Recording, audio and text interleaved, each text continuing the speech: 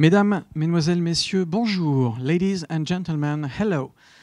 Cette phrase était la dernière que je vais dire en français, car comme vous le savez, cette conférence, cette rencontre aura lieu intégralement en anglais. I'm now going to talk English. Well, I'm going to try at least.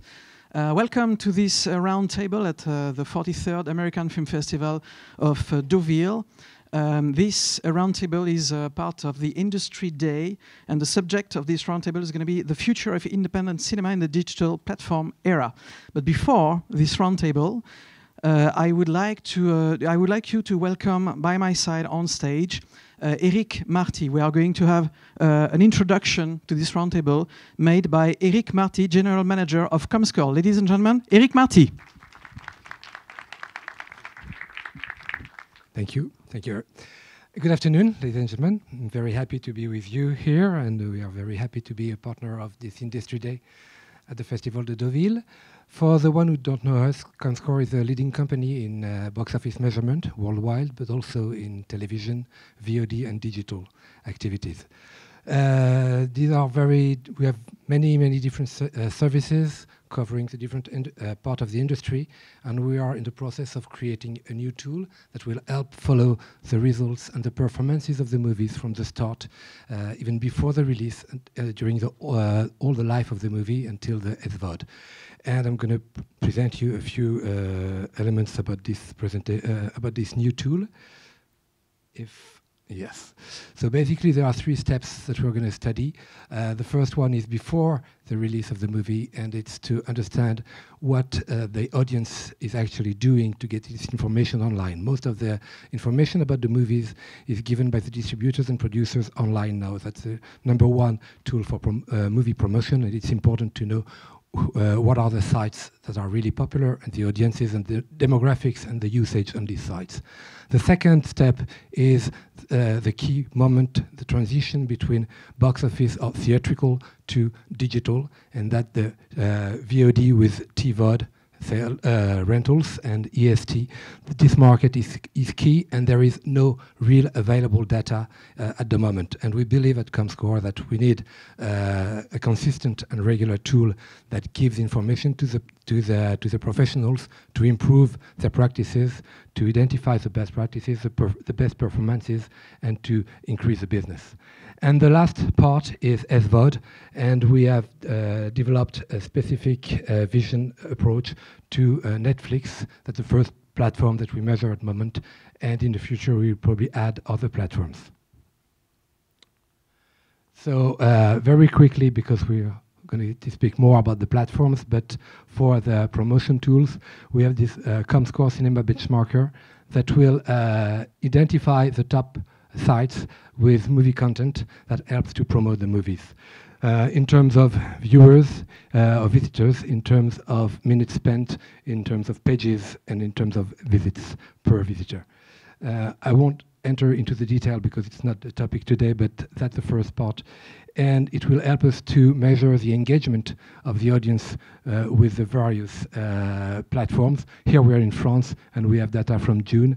And if you read this one clearly, for instance, Allociné, the size of the bubble gives you the dimension, the number of visits per month, and you have the number of minutes per visit, the average number of minutes per visit, which is 4.7, and the average number of pages per visit, which is in this case 4.3. And month after month, we're going to follow the engagement of the audience across the various platforms, and also the cross-visitation from one platform to the other. Today we're going to speak more about the platforms that offer films. So that's the second part of the study, which will give some KPIs about the VOD market.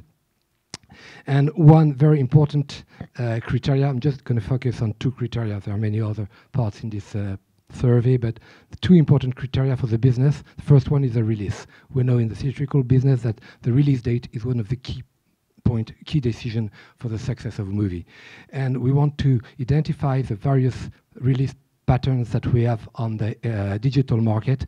And for instance, here, if we take France, we have one limitation that is given by the law. It's a legal limitation of 17 weeks of the chronologie des médias, so of the theatrical window, which is fixed. And we see that right after we're on a day-by-day basis, there is no actual release date or release pattern for the digital market. We have some movies like Baby Boss, where you have at the same time EST, which is sell-through, VOD, TVOD, which is rentals, and also physic, which is disc, so our disc, that are released at the same day. Whether when we take Fantastic Beast, for instance, we see that there are 2 weeks of exclusivity on EST on sell-through. So we start to identify various strategy from the various editors and majors or French companies as well, because we are in France here. And these are the July numbers, and we'll have a monthly study on these patterns. And we believe that after a while we'll see which choices are more performing for what categories of movies. And the second criteria, which is key for the VOD market, is the conversion rate. All the classic DVD market was driven by the conversion ratio from box office to sell-through and rentals. At the moment, again, there is no benchmark, there is no idea about how I transfer my admissions or my box office grosses into actual units sold or digital revenue. And this is quite awful, you can't read it really, but if you see the last column is this conversion ratio, and we're going to focus our attention on this conversion ratio month after month to see which movies are more performing, and especially we'll relate that to the kind of releases that they had in the theatrical. The last part of the survey that will be monthly is the Netflix on-demand reporting, where we'll have all kind of demographics on the actual demographics of Netflix users, on the households, revenues, and the age groups, and of course, on gender. We also see what is the consumption in terms of programs between the TV shows, basically shows are TV series, movies, which are not TV series, and fiction, and other. And we will follow the results on these three groups, and we'll have a ranking in each of these groups about the top movies, top programs, with the number of minutes, the number of visitors, so the actual audience. And I have to say that I just presented here the top 20, but for each of these titles, we have the precise demographics of each of the titles, so we'll know who has seen, when, and on which device. So that was just an introduction, because again, we believe that by having such a tool, we will give more keys to the industry and to the professionals that are going to speak now, to understand better how it works and how they can make a better business with digital. Thank you very much.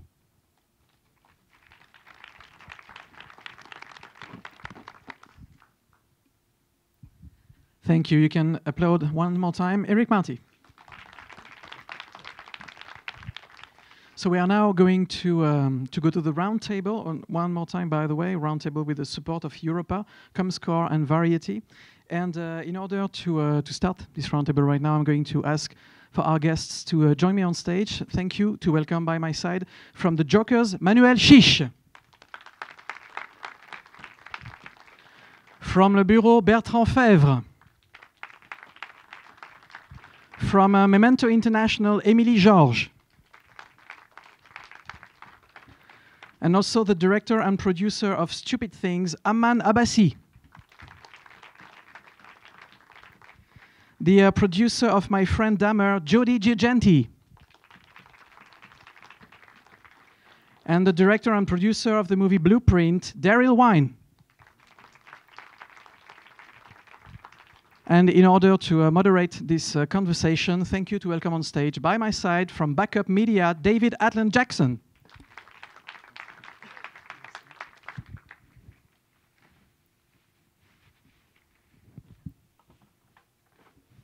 Hello, everyone. The subject is the future of independent cinema in the age of platform. And I think if we look at numbers to start with, we can say that it's we're beating records every year in terms of sales for independent movies for the last 3 or 4 years. So it might appear that it's looking good for the future. We have last year, well, Manchester by the Sea won an Oscar.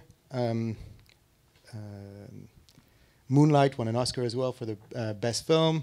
And in terms of prices, Birth of a Nation broke records. Patty Cakes broke records. Mudbound broke records this year. They're all independent movies. And I think what we can say is that platforms, when they arrived and to buy movies, they energized the market in the US at least, and they changed the way distributors got involved in movies, where before in the US it was a market that was made by distributors mostly, where they controlled the price. It shifted from a market from where finally the movies started to make the prices. And the question is this trend going to continue? Are independent movies going to be bought over and over again for record prices each year? How it's going to affect the overall economics, I think.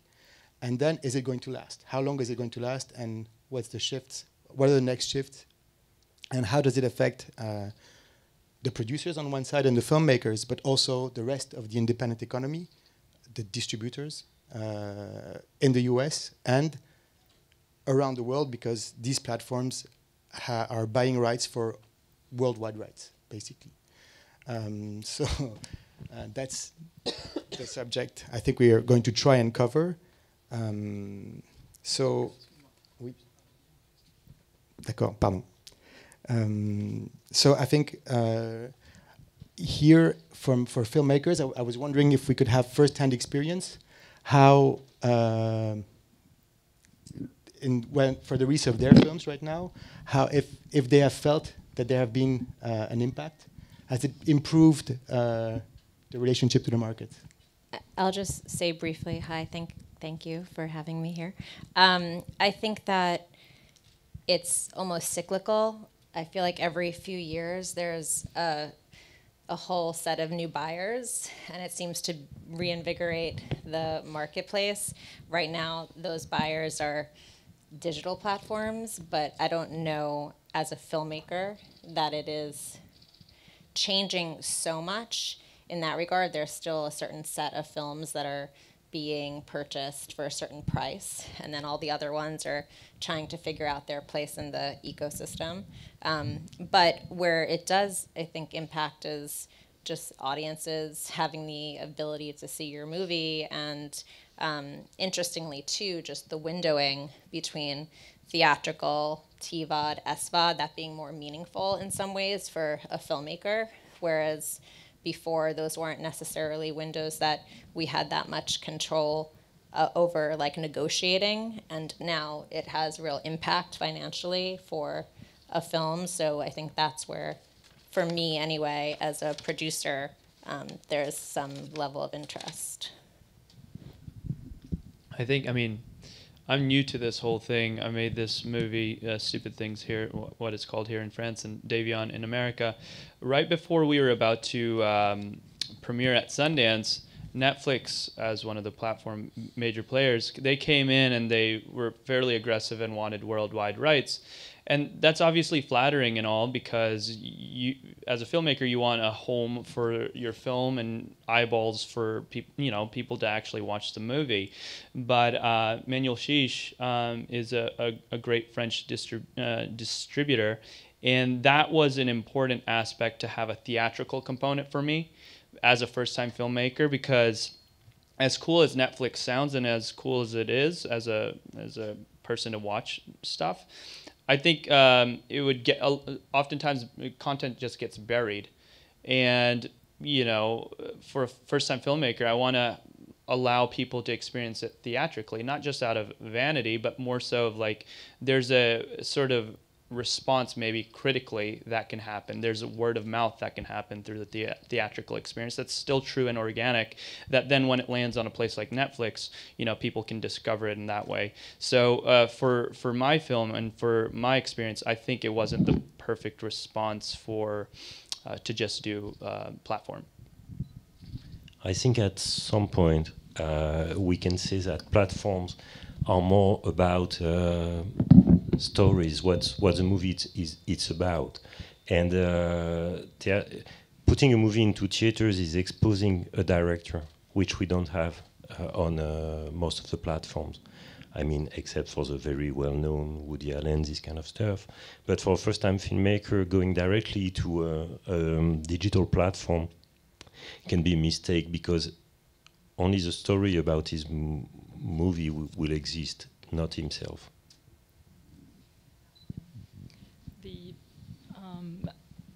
My feeling is, as a salesperson, that true. I mean, these platforms offers a lot more opportunities for young filmmakers, either in terms of production or in terms of sales at the end of the day.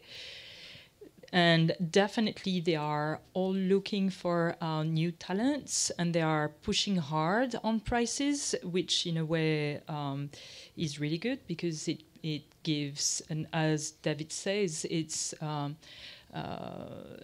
it enables the producers to benefit directly from new sources of revenues that were previously maybe less aligned in the interest of the producer, meaning that distributors were keeping a lot of these revenues for themselves.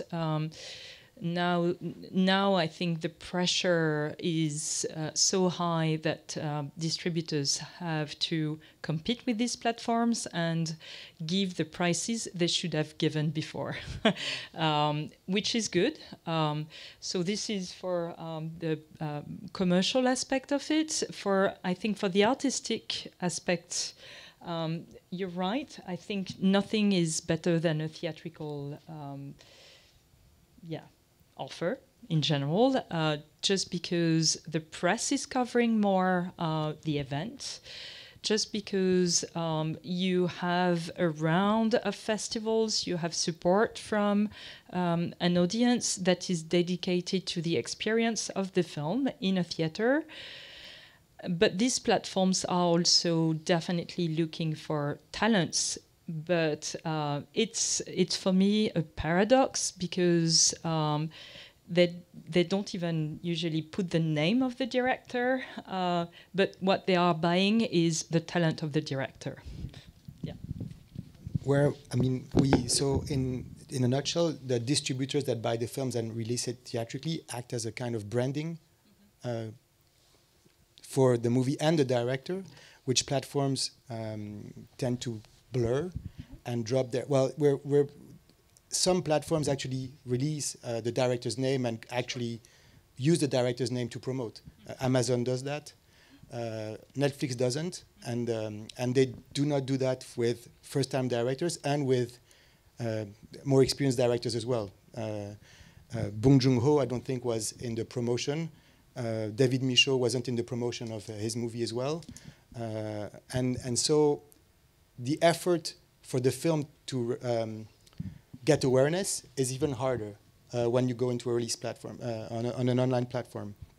So I was wondering, it has to affect the marketing of the movie.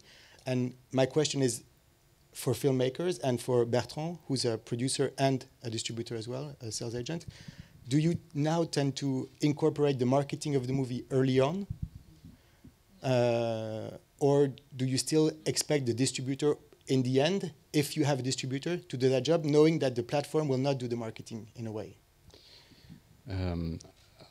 I will not answer directly this question, because we do the marketing for all our films just to sell them internationally, even to Netflix or others. Mm-hmm. But the point about platforms, even if Amazon is slightly different, because they work in conjunction with the existing system, I think it has to be understood that we are in a transition phase. We are in between two moments, and it's always very heavy, and people are getting very nervous. But Netflix is not promoting a film. Netflix is promoting Netflix. They want people to subscribe to Netflix. They don't want people to see such film or another. They want to use film to promote Netflix, which is absolutely normal. It's a business model. There's nothing. I have nothing against that. It just has to be incorporated in the thinking of marketing, because if you think Netflix will help promoting a film, you're in the wrong place.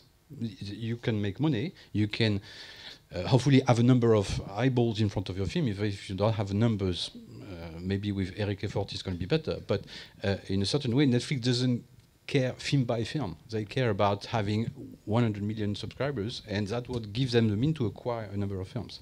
And when you see when they produce original films, they don't know yet how to market them, which is why Cannes became a big issue, because Cannes was a promotional campaign for free. Netflix used Cannes, and they were right also to do that, as a campaign for free to promote 2 movies. Before that, they produced like 10 or 12 original movies. You've not heard about a lot, because they don't really know how to promote them. The only one that got a bit of recognition, and not for good reasons, was Beast of No Nation, because of a controversy for the Oscars. But apart from that, Bong Joon-ho and the second movie that was in Cannes was offered, and that was a big problem for other people in industry that were seeing that this promotion was offered for free, where they struggle then to put P&A and everything to promote movie by movie in traditional distribution. I mean, even since then, the Netflix model is shifting in that they were, when they first started out, they were supporting filmmakers, or said they would. Of course, they weren't, because they weren't really marketing those movies. But now they just want big star names. So that's why Adam Sandler movies are successfully being produced for Netflix. That's why Scorsese's producing a huge, or directing a huge movie for them. But I think what's harder are the artists, more artist-driven films, and they're not really focused that much on making those movies right now. But if the theatrical chains, and due to the expensive cost of P&A and everything everywhere in the world, the market is shrinking for no names. So first-time director is having many difficulties to get somewhere on the map, even through theatrical.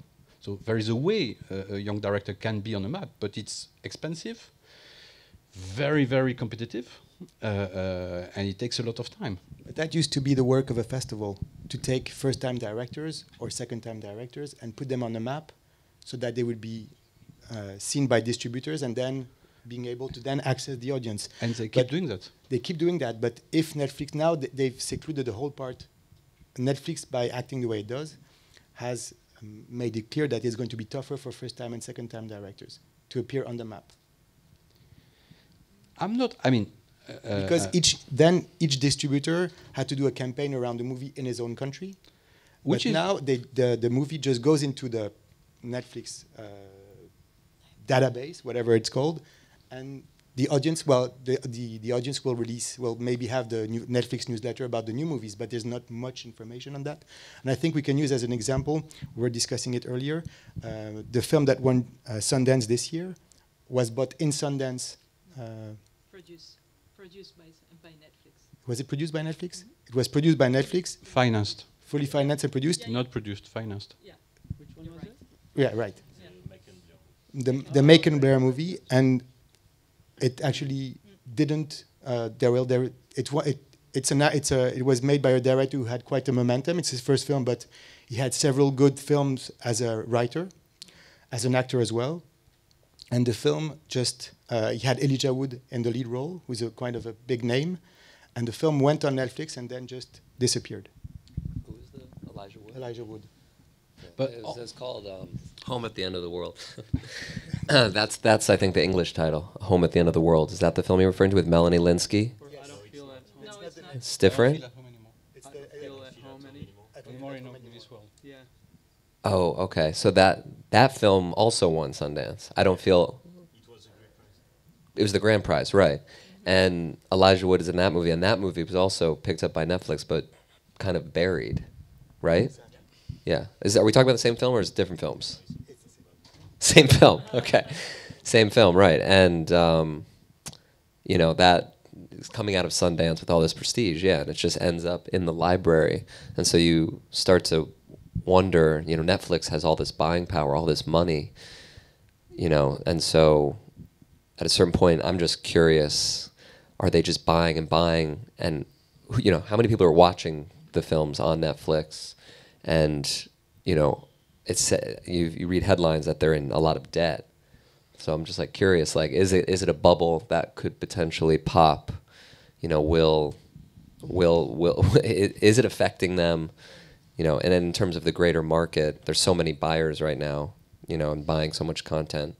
So it's and there's so much saturation in the marketplace, wondering, you know, constantly, how can you watch all of these projects and movies? You know, there's so, like on Netflix, so many niches. You know, obviously there's like a new TV show and a new movie that comes out every week. And so you wonder, like, is there an audience out there actually watching it? I mean, just to your point about Davion, you know, I, as a filmmaker, I'm always like struggling with whether to go theatrical or whether to, you know, go for a more digital release, just based on how the market is transitioning from people, indie audiences, going to see things in theaters versus watching them at home on VOD and iTunes and Netflix.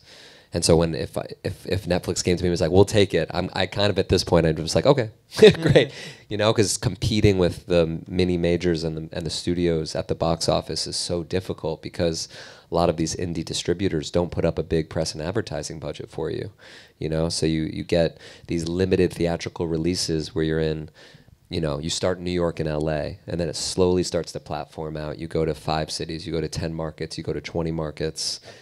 At best, Right. And you're not making money, and then they sell. And the filmmakers don't really see that money. Right. So you don't ever see any money, and then it's a question of, did we just waste a lot of our, you know, the buzz and marketing on this theatrical release that is limited, when we should have potentially been doing a much more targeted digital release for people to be able to see it on these various digital platforms? I don't know. It's more of a question that I wrestle with. You know, I think it's a question of the medium. I think they're two different mediums in a way. And as a content creator, as someone who wants to make movies, the idea of someone saying, "Here's a budget, go make a movie," and if Netflix is at the end of that, I think that's fine and fair, and I think I would totally accept in certain circumstances. It's just a matter of the type of story and how you find what type of audience will engage with that. But for this, as I go back to my experience, for this one specifically, I felt as though it was important for a theatrical, as small as it would be, just to sort of start the momentum of that at least. But let's say if there were totally different circumstances, had I made 1 or 2 other films and that same offer had come through, I would be more inclined to take it, because I think, look, financially it's stronger. Potentially they'd want to do another movie right afterwards, and again, as a filmmaker or whatever, you want to continue to work, and yeah. I think even though for a filmmaker, film director, film producer on 3rd or 4th film, there is still the allure of the theatrical release, even if small. Mm-hmm. But I think there's maybe less importance and more of an understanding that, oh, well, if it quickly moves into into TVOD, that's great, because then we can more quickly sort of ride the wave of the marketing for the theatrical and maybe see some transactional opportunity with the film. And I think that's all important, being flexible. However, the film is being responded to or not, and moving into the next phase of its distribution, and I guess being glad that the film's being released, because how many movies are not released at all? It's an amazing percentage. Yeah, just to continue this discussion about Macon Blair, first film financed by Netflix, not produced, you're right. Yeah, I mean, does it... Financially, it was great, because I remember they were struggling to finance the film far from the level Netflix gave to them to finance the film. Macon Blair was in competition in Sundance, won Sundance, and the film is on Netflix straight after. No one has heard anything about the film, you're right. So financially, it's a very good thing, for sure, because he was able to do the film the way he wanted to do it. Does it help him as an artist to make his second feature film? I'm not sure. I'm really unsure. I don't have a clear answer on that. Because he's not here to answer. Yeah. He's not here to answer the question. Yeah. But that's a very important question, because true. I mean, it's a good financial opportunity, but it doesn't create probably the profile you would have in a regular circuit. Okay, I will. I don't know if I look that old, but I've been in this business for like 27 years now. And when I started in '91, I was a buyer for UGC, which is a major French, well, you know UGC, I guess. And I was buying films. It was a time when we were buying TV rights.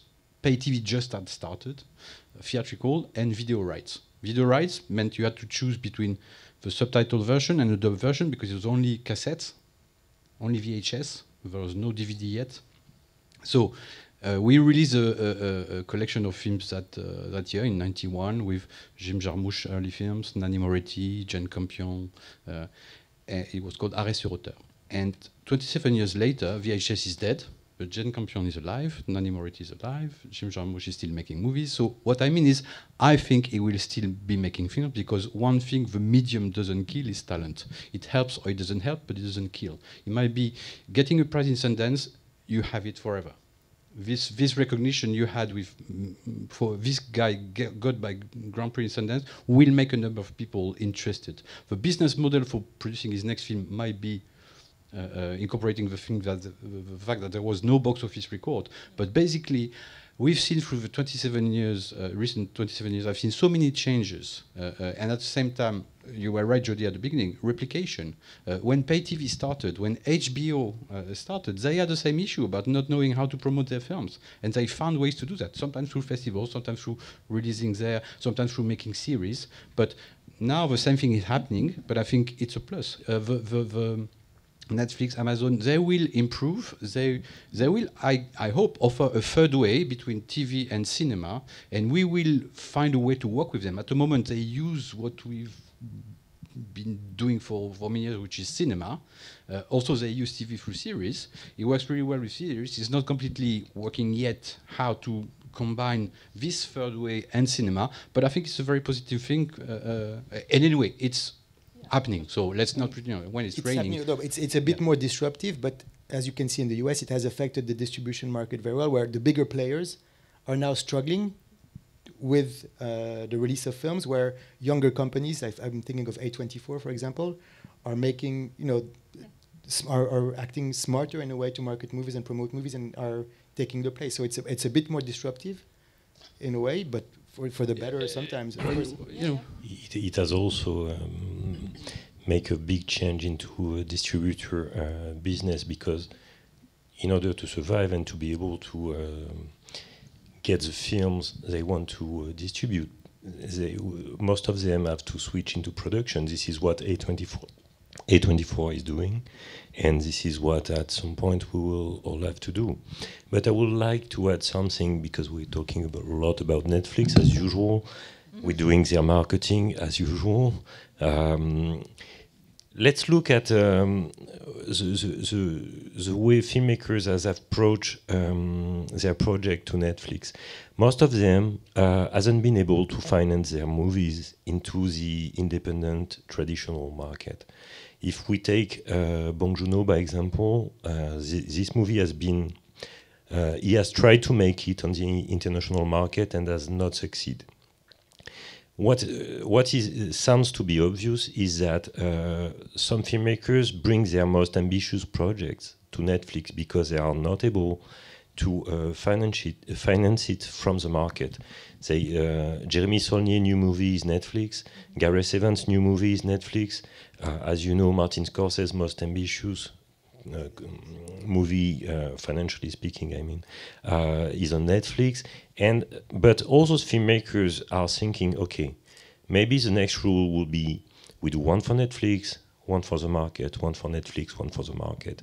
And having discussed with some of them, I think this is what they have in mind at the moment. Which is an interesting model, just because that's often like actresses and actors, it used to be anyway, like one indie, one studio film, one indie, one studio film, and that's the sort of filmmaker but in a way, it's equivalent. It's the same thing, because from the moment that it becomes branded content for Netflix, or original content as they call it, it's not a real independent, because it's made like studio used to do. It's made for one platform, one release, one group. So it doesn't really belong to an independent movie anymore. in a way. But Netflix is giving a lot of freedom to those films to make the kind of movie that they want to make. So it's a little different than the conventional studio system. That's key. That's In the same way as United Artists used to do. That's their most amazing selling point. They say, okay, this is a budget, and let's see what you come out through. It still is a studio. Even though it gives freedom, it still acts as a studio. One question that I would love to ask our ComScore friend is, are people watching these movies on Netflix? Like how high are the numbers? I mean, I know it's a broad question. We should talk about a specific movie. The movie from Sundance, A Home at the End of the World. What are the numbers? Tell us right now. 10 blockbusters. 10 blockbusters that people are...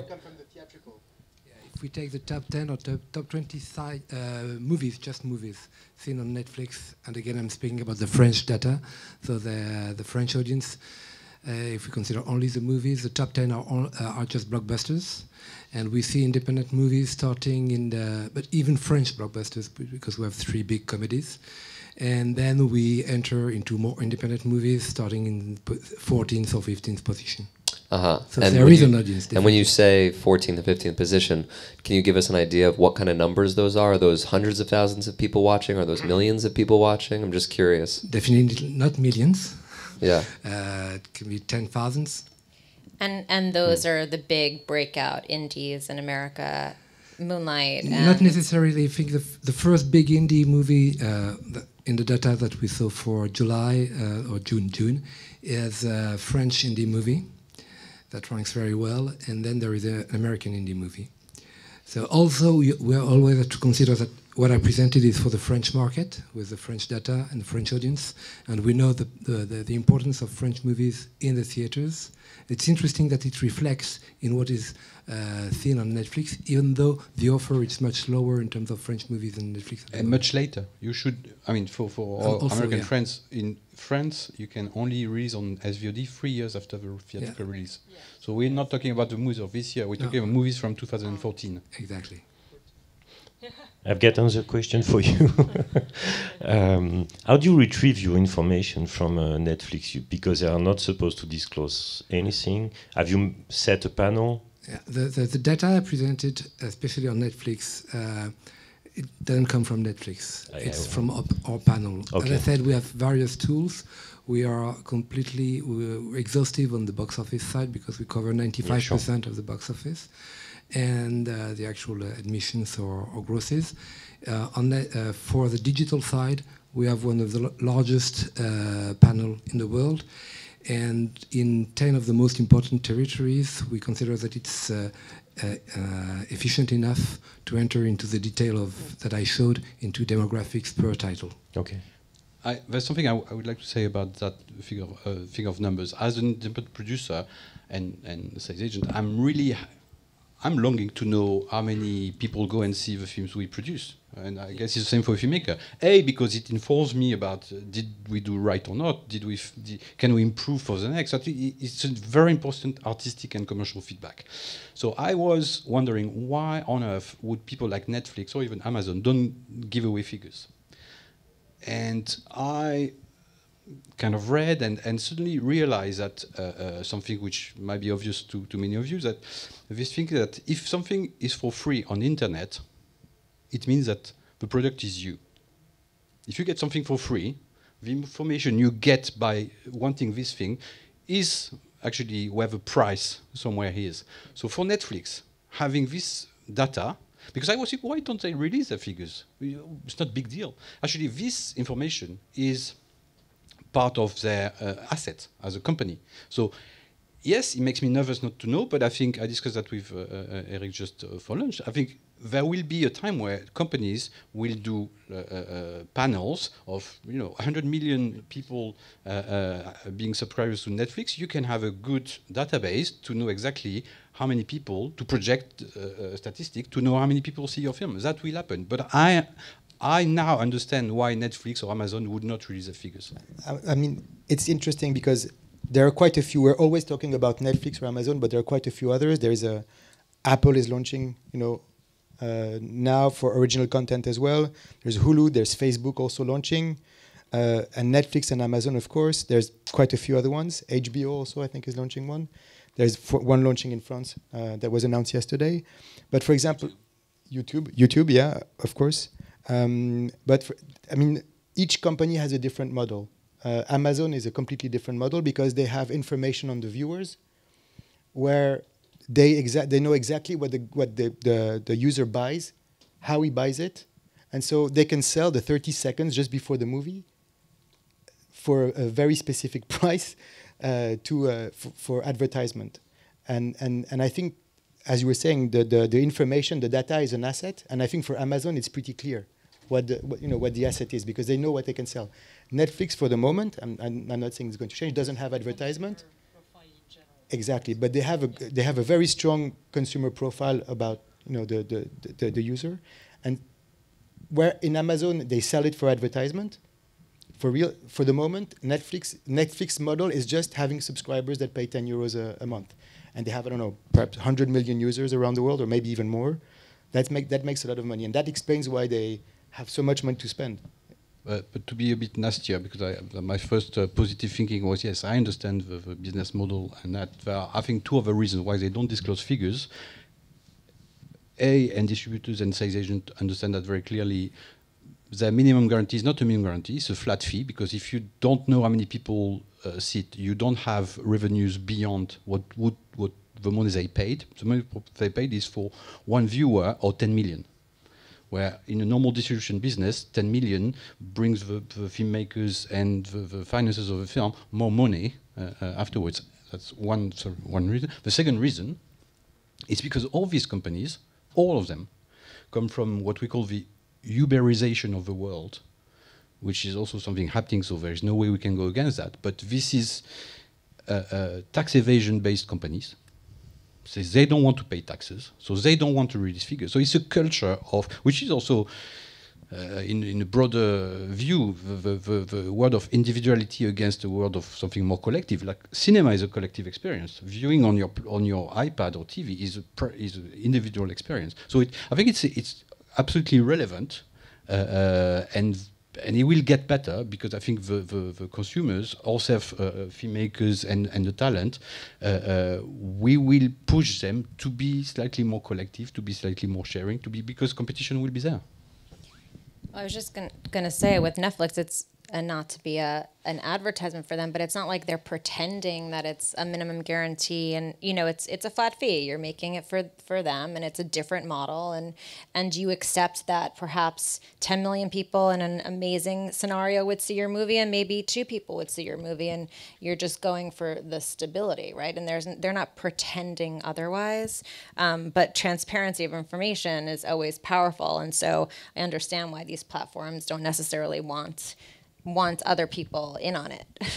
Well, that's why I was saying that's one of the reasons why they're overpaying as well, I think. We don't know. We don't know, but they also, I think they're also doing that to get content, knowing that you cannot give value to your asset. So the following lives of your film is going to be tougher once it's released on Netflix, because then it disappears. If you go straight to Netflix and no theatrical, and you're not building your asset up, either the film or the talent in a way, to a certain extent. I will say, just personally for my friend Dahmer, so we're being released theatrically, specialty release in the States in November, and TVOD and SVOD will follow. And then international territories are being sold, and we'll have a theatrical release in the UK, but here in France, for instance, we are in a great sort of turn of fortune, because we've been able to meet all of our new distributors at Eat Cinema. Will be on a new platform, and that's exciting for us. It's going to be relatively immediate on the heels of its US release, which I didn't realize there was a 3-year window between France theatrical and other windows, and so that it'll be interesting to see how that plays out, and just nice to feel like there's people that care about your movie, because that matters too, no matter what the distribution opportunity is. Like, at least people are going to be giving it love, and it's nice to feel that way as a producer, no matter what the platform is or distribution mechanism. Still talking about Netflix. there are 2 points we must mention. First, when they finance a movie, and as Bertrand was saying, and everybody, they don't produce, they finance, which is something slightly different. They pay for the movie, so it's theirs. So they are building a library of assets which in the future will definitely have a value after having been shown to viewers. Then when they come to producers or independent distributors, when they buy a movie, it's not just for 6 months, it's for a few years. So they've got, sometimes it can be for a few decades. I didn't know about these deals. Usually they are buying for 5 to 7 years when they come to an independent distributor like us. And so they've got some time to make their money back also. So the fact, as Emily was mentioning discreetly, that they are overpaying is not so obvious. No. So, especially because we don't know anything about the figures, but... Sorry, I will take my producer hat on. It's true when a movie is finished and on the market. But there is another side of it, which is I want to finance a movie. I have a company in France called The Bureau, and in the UK called The Bureau. We, in the UK, produced a movie 3 years ago called 45 Years with Charles Chaplin that got nominated for the Academy Award. Hence, we had the next movie from this director. It was an $8 million movie, which just got shown this week in Venice and then tonight in Toronto. It's called Lean on Pete, and the budget was, for us independent, rather... solid, like $8 million. We had an offer from one of these platforms to fully finance it. It was very tempting.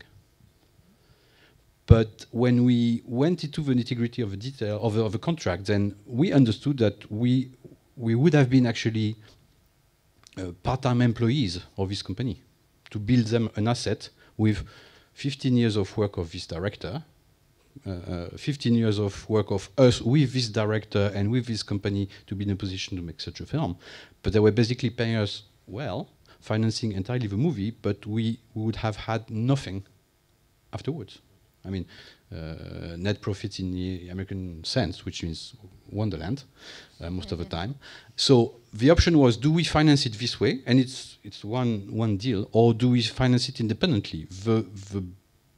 The independent financing had us taking a €1 million risk. Because we have sales, we decided to do it. It worked, we sold the film everywhere, and we now not only have a film that works and we're very happy with, but also we made more money than if we had taken the other route. I don't know what I'm going to do next. The sure thing is that, yes, it's frightening, at the same time, it's an opportunity that did not happen before. The route we went is the old one, but it's good. It's good we have an option. There will be no option for first-time directors. That's one of the issues, because an industry which is not investing in its development is in trouble.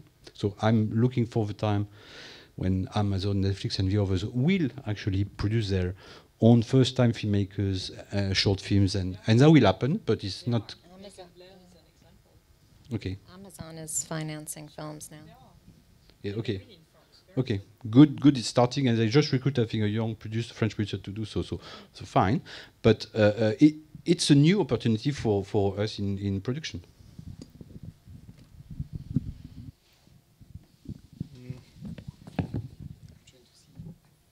But I mean, of course, all these platforms are looking for subscribers. I think that's the main issue, and so the easy way for them is to reach out to content that is more branded than independent cinema, and that's why Netflix has deals with Marvel to do TV series, or with DreamWorks to do cartoons.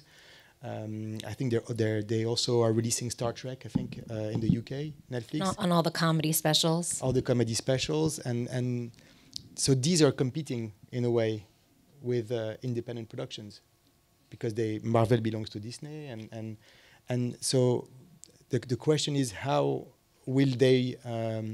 How will all these platforms act once the bigger studios start to get their content back and have their own platforms?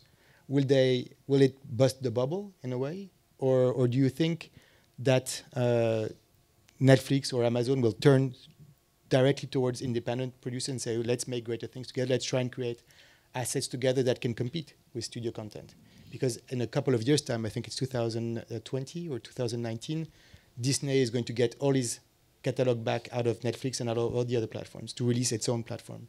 Well, I think that's part of why you're seeing Netflix shift right now towards bigger name filmmakers, towards partnerships with Marvel or other types of partnerships where they can develop bigger IP. And I think Amazon is different because there's a set of people at that company that come from a spirit of independent film.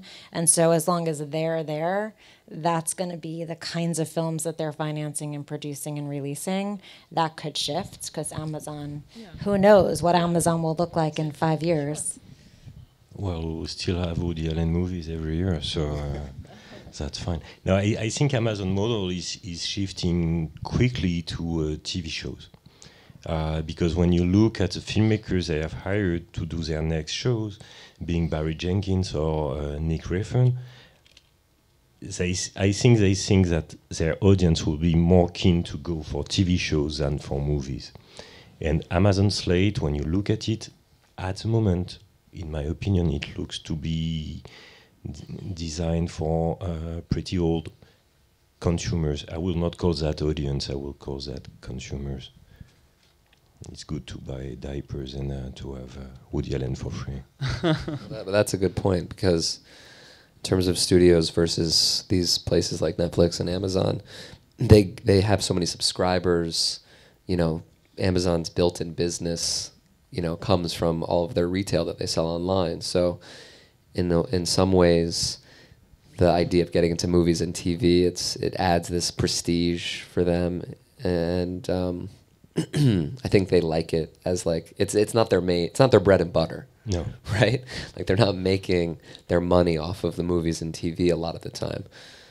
And it's their added value. It's an interesting question about, just value. But and Netflix is the same, people are paying monthly.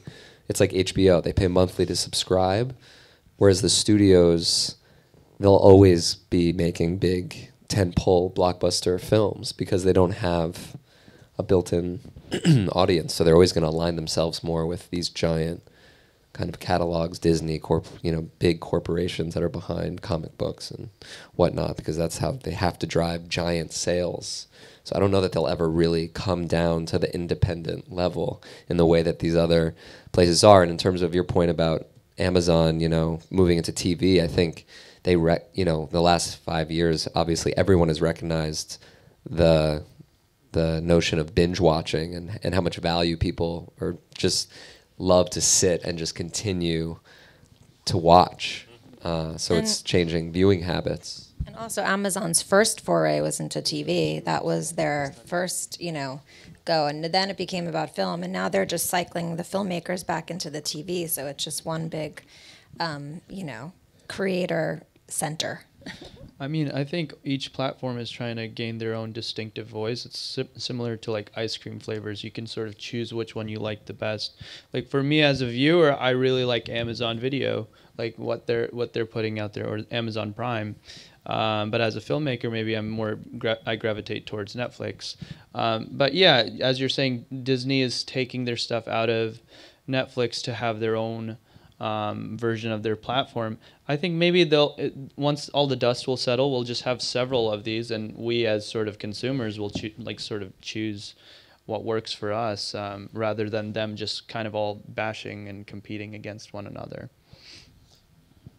I think this is in a way pretty strange to see all these studios saying, well, fuck Netflix, and then let's get back our titles, because what is important on all these platforms is how many new movies / products can we put in front of the audience. So studios are producing 20 movies a year maximum, when Netflix is showing probably 250 new movies a year. So I must say I don't understand exactly this shift, because it's not about exploiting catalog. Today nobody knows anymore how to exploit a catalog. So it's not a key issue for studios to say, hey, we also get these 50,000 old movies. The new consumer, let's say our kids from 15 to 25, which is the core target audience for most of these platforms, they want to see new stuff. So what studios will bring to them, will it be enough? That's why I don't understand this shift to take back their titles and have their own service in front of Netflix. I think it comes from the American system, and correct me if I'm wrong, where subscription to cable is very expensive. And so if you go online, and I think it's cheaper to maybe have 5 subscriptions, maybe to Netflix, to Amazon, and to maybe 3 studios, it would be cheaper than to go on cable and buy cable. Mm-hmm. Everything is shifting in that direction. So for them, it makes sense to create their own platform with their own movies, because people will subscribe, because it will still be cheaper than to have cable. I understand that if you subscribe to all the SVOD platforms in the US, it's worth $111 a month. How much is HBO? HBO's like $10 a month, maybe. But it's, you're bundling, if you're getting a traditional cable plan and you're bundling in various pay television channels, it gets expensive. Like what? We were just discussing this because Mark Myers, who wrote and directed My Friend Dahmer, also my husband, so we share the same household. We're finally going to get rid of our cable, and we feel so old. We were talking to people that were like 10 years younger than us, and they looked at us like we were crazy that we still had regular cable service, but it doesn't make sense anymore. If you have Amazon, if you have Apple, if you can get on demand Go or whatever it's called. I can't let go. I can't let go. You know why? Just because when all the big events come out, like the Academy Awards and the Super Bowl, like I want to be able to watch it at my house. But if you have these. We might not let go entirely, but we're going to certainly get rid of all the expensive pay bundles. It doesn't make sense. We don't watch any of the channels. I know I'm losing money by having it, but I just want to sit on my couch and watch Super Bowl. Yeah, conveniency. I'm curious to know for you professionals from the US, if basically you see this platform as a positive thing, as a new opportunity, or are there a lot of tensions like we have in Europe? Which platform? All Amazon, Netflix, just all everyone, of them? Not namely one, but all this new way of distributing and selling films. Is that seen as a positive move or as a threatening? I think it's just what we've been talking about. It's I think I'm speaking for myself, but I think we just have lots of questions and a lot of curiosity, and it seems like it has a lot of potential to reach a lot of viewers, and they're coming out and they're buying so much. So to me, I've just been so disenchanted having made 5 films with theatrical indie releases that I am just keep wanting to believe that we are headed in the right direction with these Netflixes and Amazons. But the bigger thing that I wanted to raise about this issue is the idea of small independent films, and My Friend Dahmer and Davion, I think, both fit into this category, as well as my film Blueprint, which don't have necessarily huge star power, don't have necessarily huge producers like a Harvey Weinstein or Scott Rudin, let's say, just as as big examples. A lot of those elements, especially auteurs, as we see with Cannes, as we see with A24, going after really only the filmmakers that they believe are the signature auteurs, like Paul Thomas Anderson, or you look at Neon going after a lot of those same types of auteurs. Where is the market for the really fresh independent films that don't have all those elements?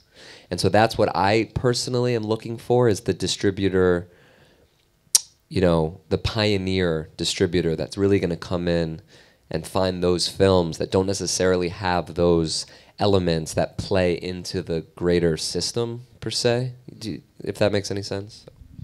As a consumer, I actually appreciate it. Just even now, being able to go to the hotel room and just put on a movie on the iPad and just be immersed into that, and it's amazing.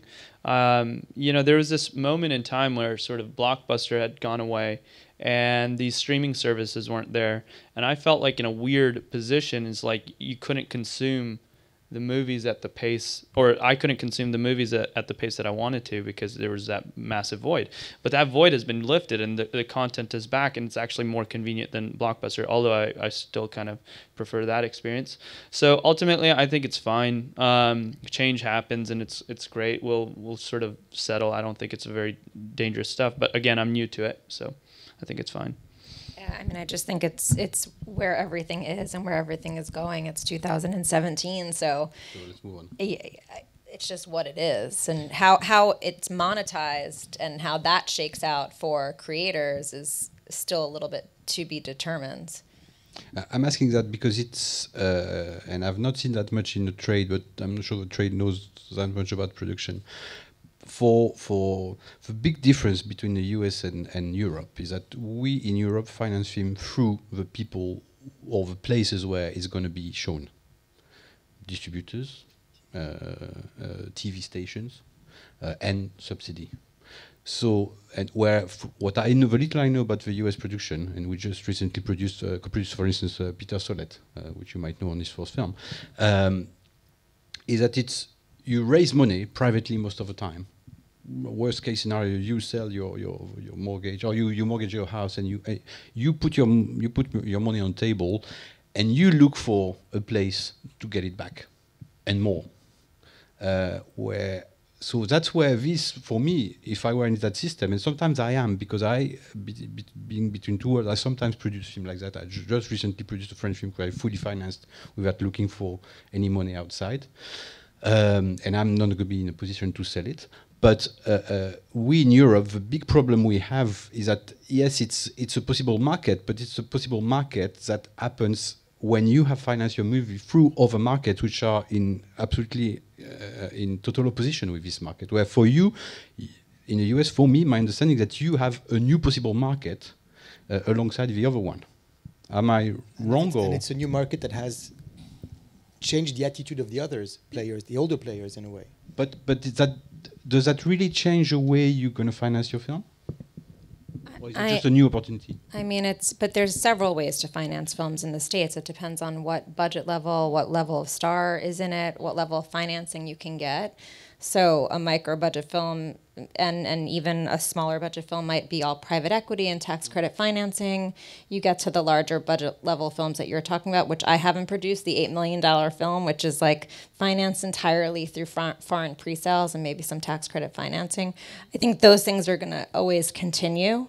I think people that are financing independent films with private equity in the States don't necessarily expect their investment back. That's not necessarily why they're doing it, though the intention is to return that investment. So I just think there's all different ways in the States to make it happen. And maybe it's more empowered because you can just go raise the money and make it happen, but it's also damn hard. I think we have a broad panel here from distributor, sales agent, producer, filmmakers, producer as well.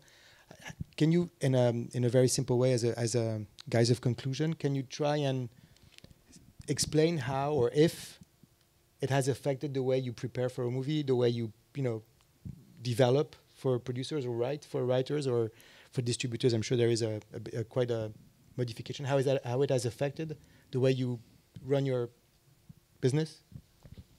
It didn't change much because we're very small, so we still hope that going for just movies we love, but it has affected the capacity to attract some. No, movies. it's just another opportunity. So it's at some point close to being more comfortable now than it was before. It's so good. I think you used to distribute Bong Joon-ho's movies. Yeah. And now, true.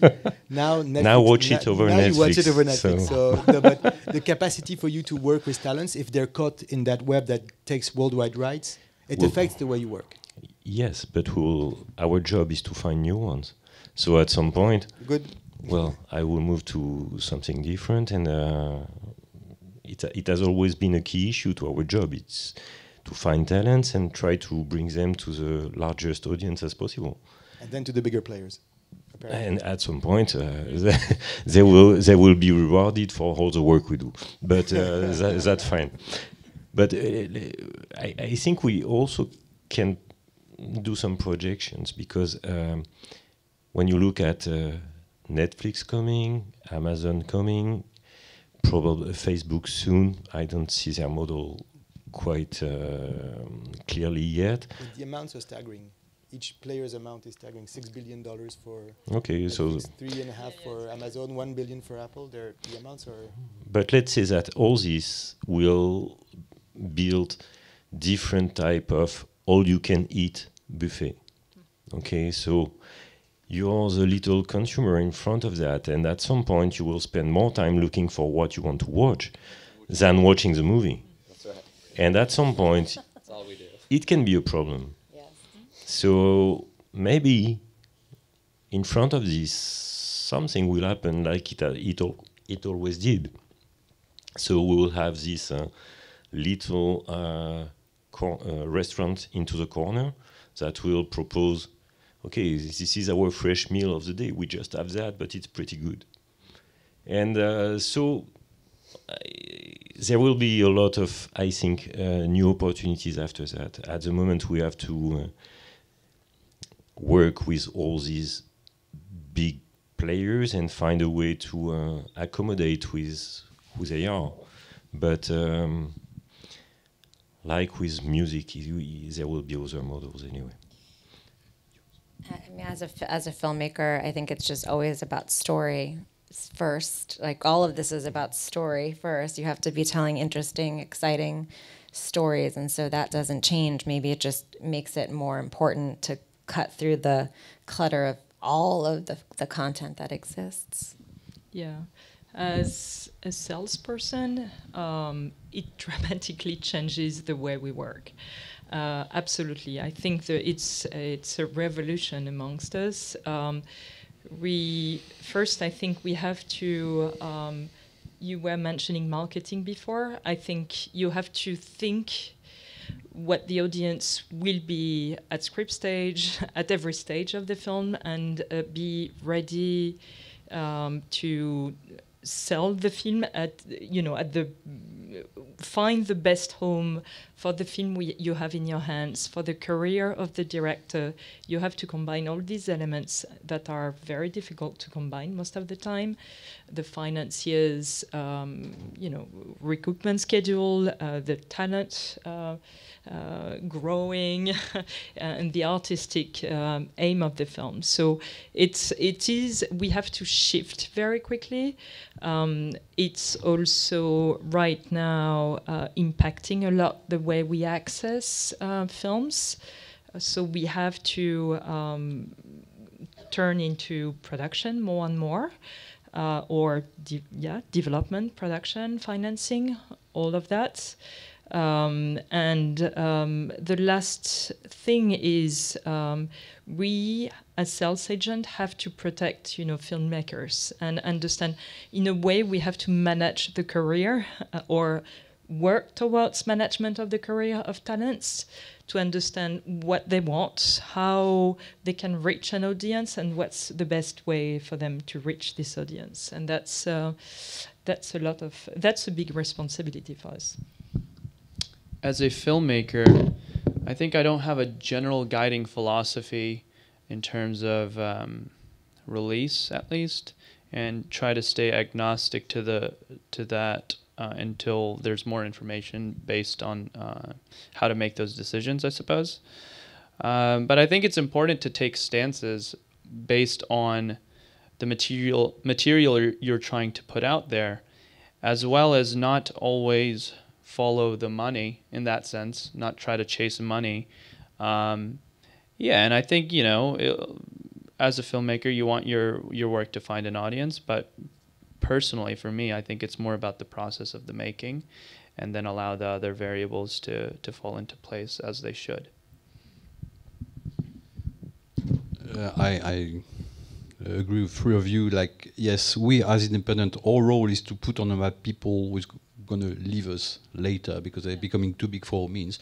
I produced a short film and the first film of Lynn Ramsey. Now she's probably out of my reach. I produced Asif Kapadia, who won the Oscar with Amy. I produced his first film. I'm really glad for him that he set up his own company and is making his own movies at a level which I cannot compete with. So it's normal this is happening, and Netflix and Amazon in this world will not disrupt that. I think cinema is movement, so we need to shift anyway. That's the core of our DNA. And the movie, I think the experience gives us more understanding of how it works.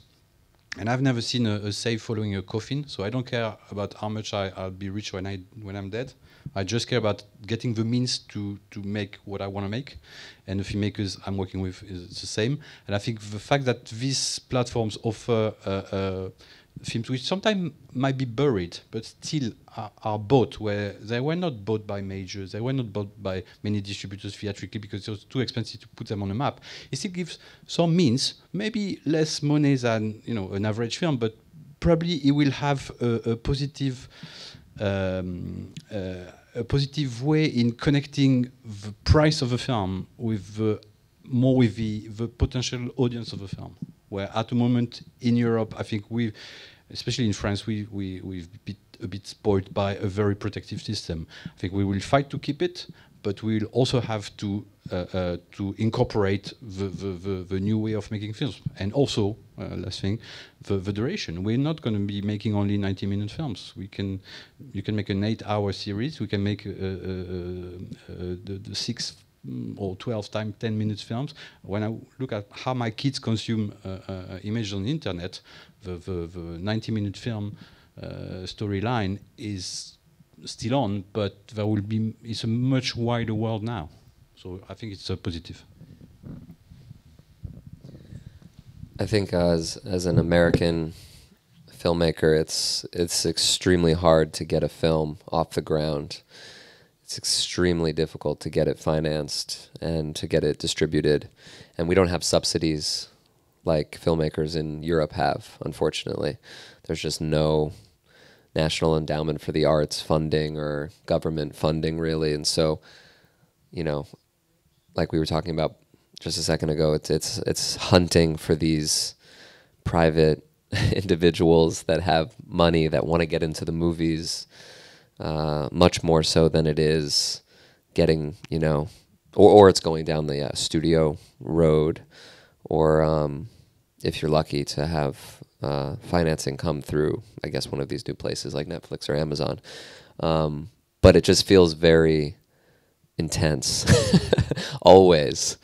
And, just for me, like, I'm always trying to, similar to what you were saying, just look for a story that's relevant and important. And I have my own issues with authority, so I'm always trying to challenge the system in my work. And those films, tend to be harder to get distribution for, because, maybe I should move to Europe, actually. It seems like there's a healthier ecosystem of challenging independent films there. And it's just a lot, to me, more corporate driven in America. So, we continue to fight. We continue to fight the good fight.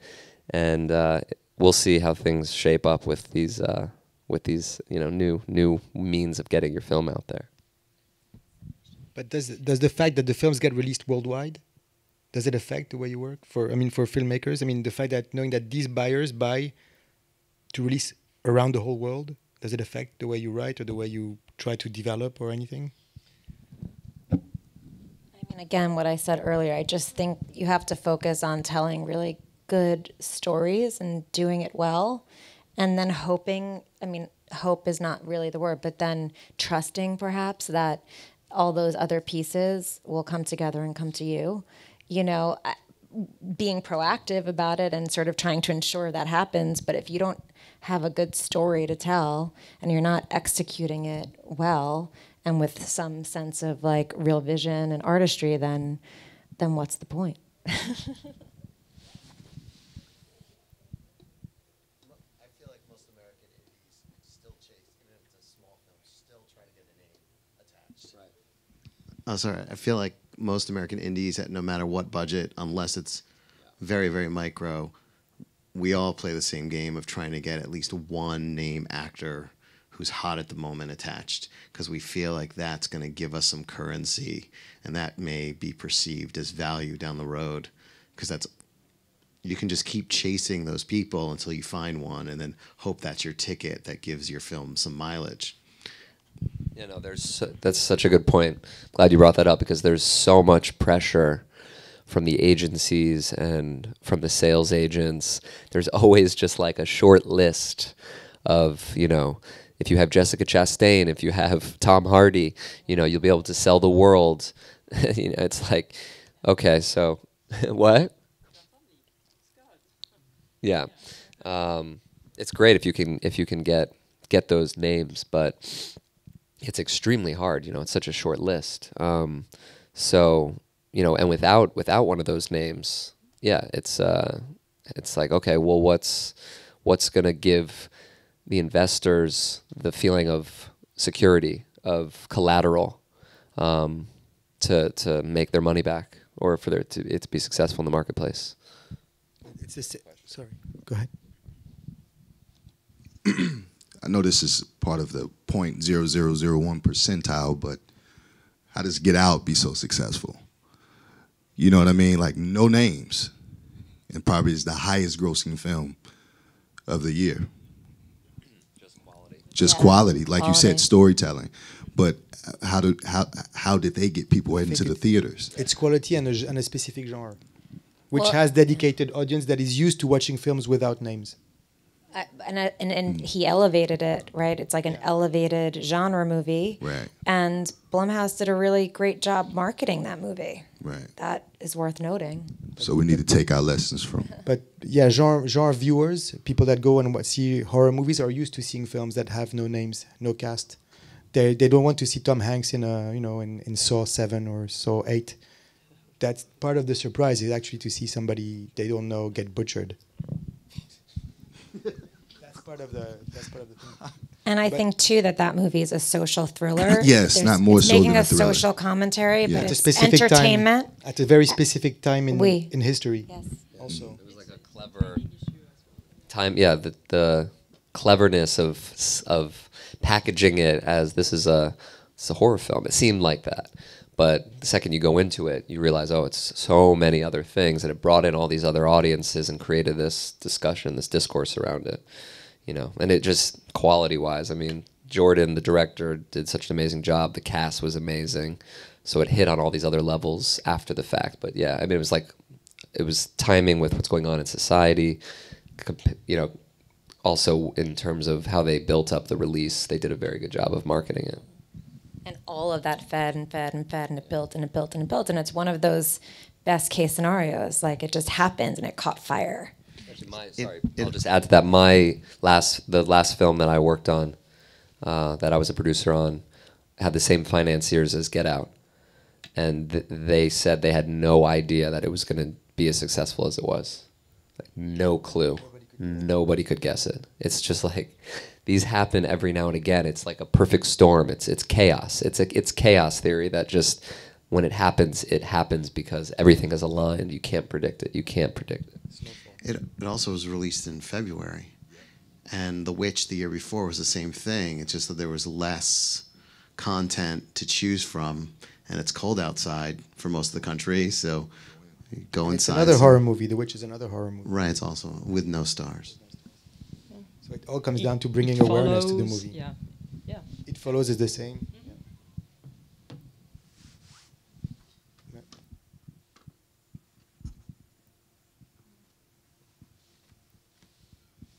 Well, I'm just a viewer, so of course I don't know much about cinema techniques. I suppose there is no way going backwards, so I think that Netflix platforms and others will explode. So I suppose if I were a producer or a filmmaker, I would want to go Netflix to get more revenues, to be able to do more, or to have more opportunities to do what I want to do, and I'd be happy for millions of viewers to be able to see my films. But I was wondering whether it could be also to be expense of creativity. Wouldn't you be tempted to do such film that would please the audience? Because, well, of course, there would be viewers that would, well, on any platform say, we want this type of films, or this has sold very well. So wouldn't you be tempted to do films that sell well? And also, well, my fear is that, well, it's the announced death of festivals, of cinemas. And, well, at the time, I'm still happy that we have a 3-year, don't know, I can't remember what you said, but films cannot be on platforms until they've been seen in real cinemas. Right, so I think there's also, when you go to the cinema, at the moment it's still a form of leisure, so you are happy to hear other people, the way they react to the films. So, of course, I think there is no going backwards, so I'm afraid cinemas will disappear and festivals will also disappear. I think that Manuel said that there's always a counter reaction at one point. It's a cycle. That's right now we're in part of there's an action for real, and there'll be a counter action at one point. And Bertrand also was saying that before SVOD there was VOD, and before VOD there was DVD, and cassettes, TV was supposed to kill cinema, and then VHS was supposed to kill cinema. So I think cinema is a collective, unique experience. And as long as we have this feeling and we cannot replicate that anywhere, that will keep going. Maybe the cinema will improve, less seats, whatever. I don't know. Maybe that will change, but I don't think it's going to disappear. And as far as I know, I can't see why festivals should disappear. Maybe some festival will be dedicated to e-cinema. Maybe. Maybe there will be a clear distinction. But I don't see why. There's already festivals appearing for TV. Yeah, there are TV festivals. So I can't see any rationale why festivals should disappear. And I know that this year is a strange year in terms of box office for the US, because it has been there's been a lower than what is usually done. But in France, it's been a big year for box office. I think it's I don't think that for the near future cinema is going to disappear. Yeah. Just the economic sort of equation is shifting, gets reconfigured in terms of where you're getting the money. And then also festivals, I think, become more important than ever in some ways because of that sense of community. And as far as for your first part of the question, being tempted to do what we've seen before, I mean, it's been an ongoing discussion for 27 years I've been producing. I keep meeting financing people, and I keep telling them, oh, this is really new, it's never been done before. And they keep telling me, oh, there must be a reason why. So yes, people tend to drive looking in a rear mirror. How do you call that? Sorry, the rear mirror, where we push for distinctiveness. When people made Get Out, they were trying to make something new, and they succeeded. Sometimes you make something new and nobody gives a shit about it. So you don't, and you flop, you bomb. But and I also think that most of the filmmakers want to reach out to an audience. Most of them don't want to make films for themselves. I don't. But you try to be distinctive. Sometimes you try to please as wide an audience as possible. By the way, it's supposed to be TV. I mean, TV is supposed to answer a demand from the audience, from what I understand. And cinema is supposed to suggest films that will try and find an audience. So the sure thing is that circles get bigger by the side, not by the center. And I think all the filmmakers doing new stuff, trying new ideas, trying to be distinctive, they change cinema. The other ones are doing cinema and using it, but they don't change it. I mean, our aim as independent is to change it, to keep it moving. I think our time is off. So thank you very much, everyone. Thank you very much in the audience. This is actually the last talk on cinema in the history of the world. We're the last panel that anyone will ever see. So hope you enjoyed it.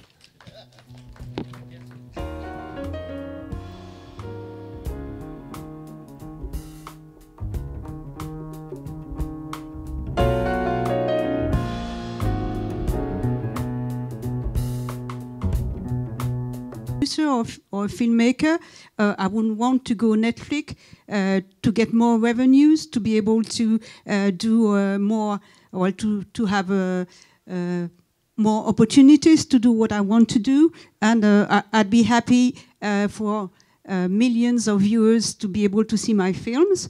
But I was wondering whether it could be also to be expense of creativity. Wouldn't you be tempted to do such film that would please the audience? Because, well, of course, there would be viewers that would, well, on any platform say, we want this type of films, or this has sold very well. So wouldn't you be tempted to do films that sell well? And also, well, my fear is that, well, it's the announced death of festivals, of cinemas.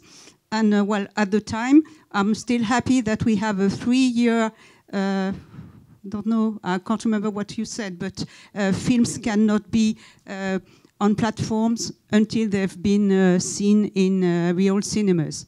Right, so I think there's also, when you go to the cinema, at the moment it's still a form of leisure, so you are happy to hear other people, the way they react to the films. So, of course, I think there is no going backwards, so I'm afraid cinemas will disappear and festivals will also disappear. I think that Manuel said that there's always a counter reaction at one point. It's a cycle. That's right now we're in part of there's an action for real, and there'll be a counter action at one point.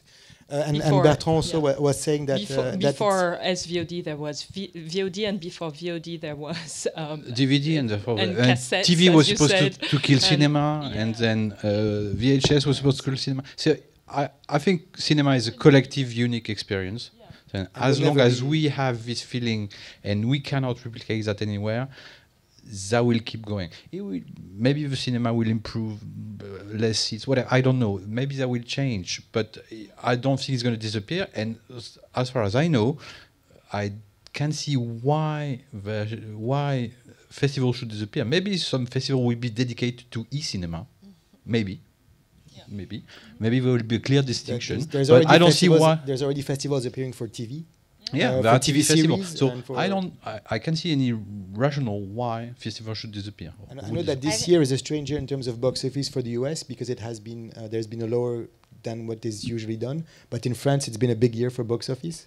I think it's I don't think that for the near future cinema is going to disappear. Yeah. Just the economic sort of equation is shifting, gets reconfigured in terms of where you're getting the money.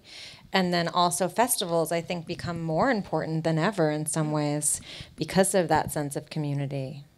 And as far as for your first part of the question, being tempted to do what we've seen before, I mean, it's been an ongoing discussion for 27 years I've been producing. I keep meeting financing people, and I keep telling them, oh, this is really new, it's never been done before.